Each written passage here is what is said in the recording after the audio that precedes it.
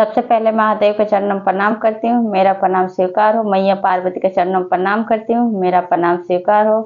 कार्तिक गणेश दोनों भैया के चरणों में प्रणाम करती हूँ, मेरा प्रणाम स्वीकार हो। सभी देवी दुर्गा के चरणों में प्रणाम करती हूँ, मेरा प्रणाम स्वीकार हो। आप सभी गुरु भाई बहन के चरणों में प्रणाम करती हूँ और महादेव से दया मांगती हूँ कि हे महादेव सब पे दया कीजिए, पल पल दया कीजिए।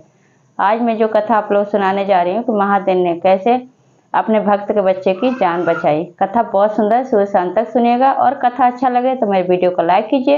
अगर आप लोग नए हैं तो चैनल को सब्सक्राइब कीजिए, घंटी के निशान को जरूर दबाइए ताकि कोई भी कथा हम डालें तो आप लोग के पास आसानी से पहुंच जाए। और दोस्तों में, रिश्तेदारों में शेयर कीजिए और कमेंट बॉक्स में हर हर महादेव जरूर लिखें, क्योंकि भगवान का नाम बोलने से, लिखने से, सुनने से सारी कष्ट, सारी परेशानियां दूर होती हैं। चलिए ज़्यादा बात नहीं करते हुए कथा शुरू करती हूँ। एक गांव में एक ब्राह्मण रहते थे। ब्राह्मण के पत्नी थी जिनका नाम संगीता था। बहुत दिन हो जाता है संगीता कोई बच्चा नहीं होता है। ब्राह्मण जो थे उनको कोई संतान नहीं था। अब संगीता को क्या हुआ, जब डॉक्टर से गए दिखाने ब्राह्मण, तो डॉक्टर साहब बोले कि आप तो पिता बन सकते हैं लेकिन आपकी पत्नी माँ नहीं बन सकती, कुछ कमी है आपकी पत्नी में जो माँ नहीं बन सकती है।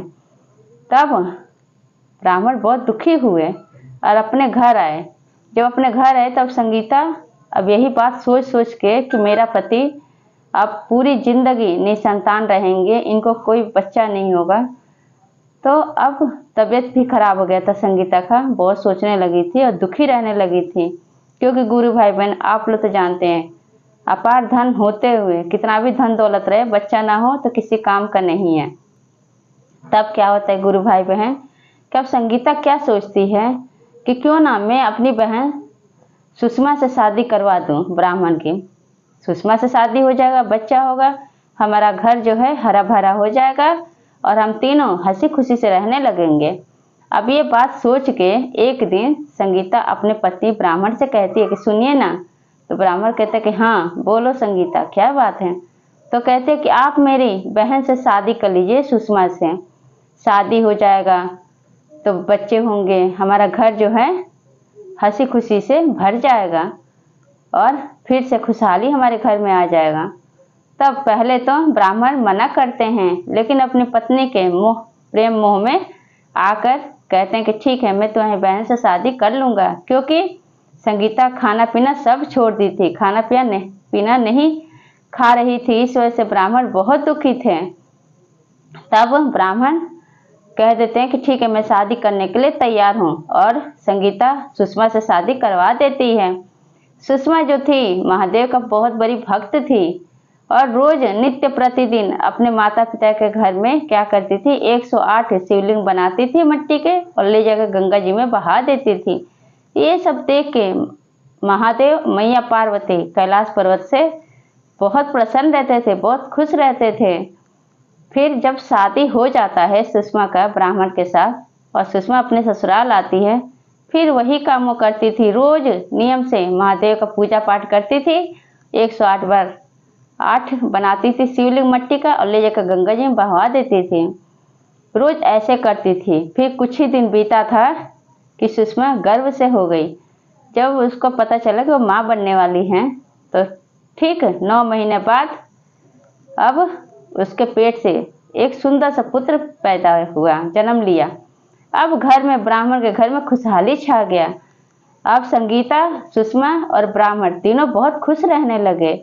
उस बेटे को पाके इतना खुश रहने लगे कि मानो कि महादेव का दया बरस गया हो।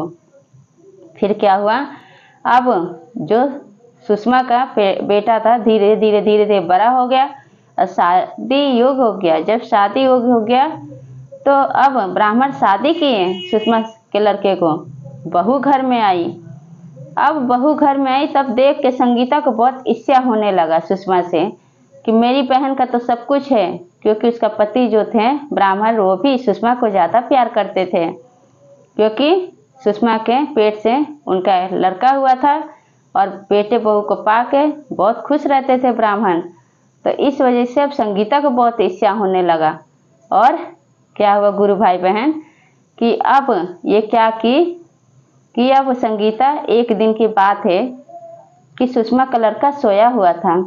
अब रात को जाके उसका गला दबा के मार दी और भोर में ही 4 बजे उठ के ले जाकर उसको फेंक दी। अब सुबह जब सो के उठती है अब सुषमा, तो क्या देखती है कि मेरा बेटा तो है नहीं बिस्तर पे और पूरा बिस्तर खूने खून हुआ है। अब वो देख के आश्चर्य नहीं कर रही थी और रो भी नहीं रही थी, क्योंकि वो जानती थी वो महादेव की परम भक्त थी, तो उसके आंख में से आंसू भी नहीं निकल रहा था। उसे महादेव पर पूरा विश्वास था। लेकिन सुषमा की बहू जो थी वो खूब रो रही थी, चिल्ला चिल्ला के रो रही थी, क्योंकि उसका पति मरा हुआ था।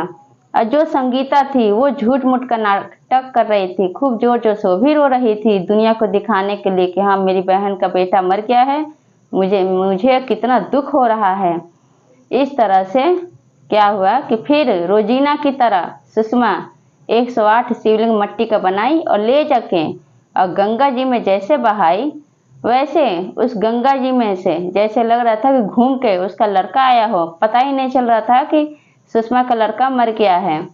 और नदी में से जो गंगा जी में बहाई थी शिवलिंग, वहां से उसका लड़का निकल के आया और आके सुषमा का पैर छूकर प्रणाम किया। उसी समय महादेव के देव महादेव वहां प्रकट हुए और बोले सुषमा से कि मांगो, तुम क्या मांगती हो, तुम्हारी भक्ति से मैं बहुत प्रसन्न हूँ। तब क्या होता है गुरु भाई बहन, तब कहते हैं महादेव कि तुम्हारी बहन संगीता ने तुम्हारे लड़के का गला दबा के जान से मार दी, आज मैं उसको छोड़ूंगा नहीं, आज संगीता का गला काट दूंगा। तब सुषमा कहती है कि हे महादेव, आप मुझे वरदान देने आए हैं, तो वरदान में आप मेरी बहन का जिंदगी दान में दे दीजिए, आप बख्श दीजिए उसकी ज़िंदगी, उसका जान मेरे लिए बहुत प्यारा है, मेरी बहन है।